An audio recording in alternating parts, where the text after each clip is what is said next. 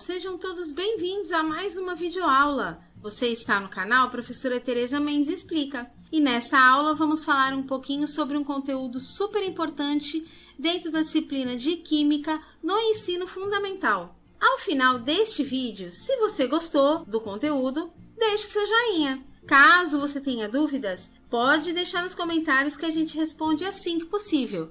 E é claro, se você puder, compartilhe com seus amigos para dar aquela força para o nosso canal. Prontos para mais uma videoaula? Então, bora lá! Nesta aula nós vamos falar um pouquinho sobre matéria. Começando então pela definição do que é matéria.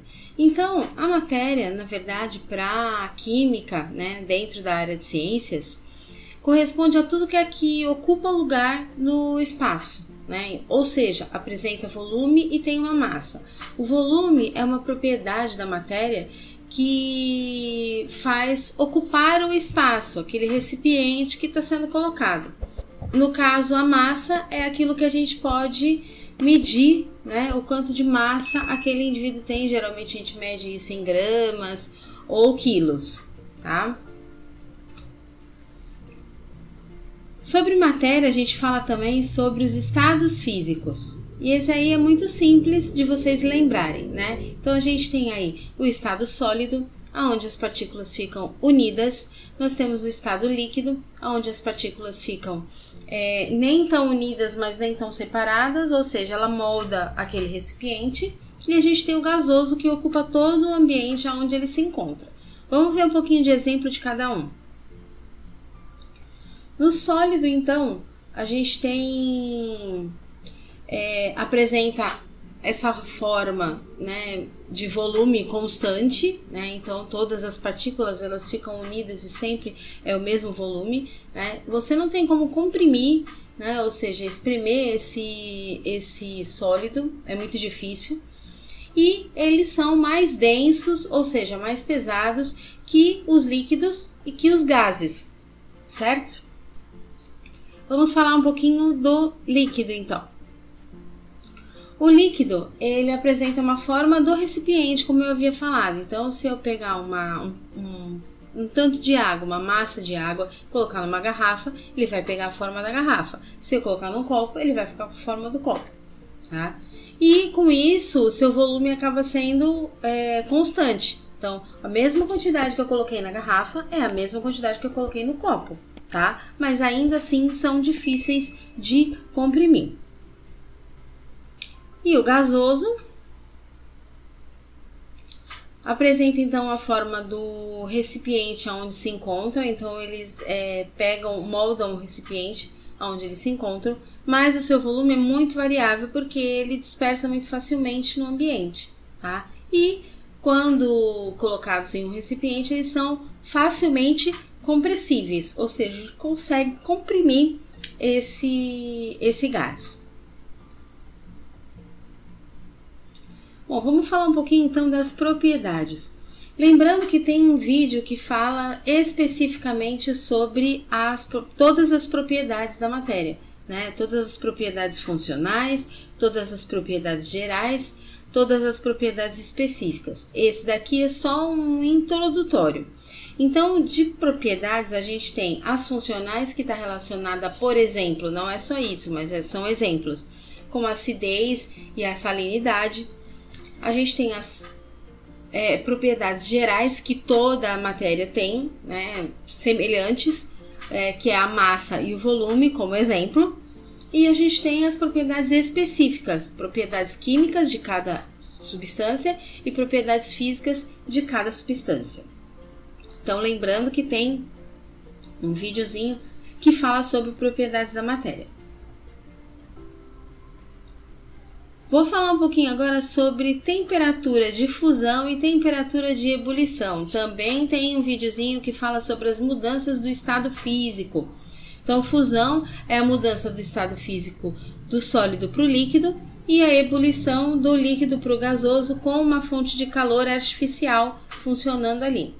Então, aqui a gente tem, geralmente nesse conteúdo, a parte de temperatura, a gente costuma analisar gráficos, tá? Então, esses gráficos, eles funcionam da seguinte forma.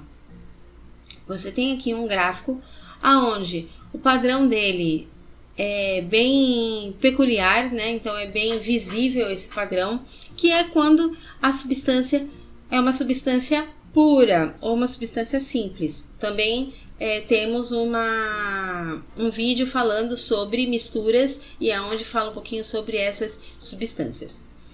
Então, quando você vê um gráfico onde tem essas linhas bem definidas, então significa que é uma substância pura, mostrando o ponto de fusão, que no caso da água aqui é 0 graus, e mostrando o ponto de ebulição, que no caso da água também é 100 graus.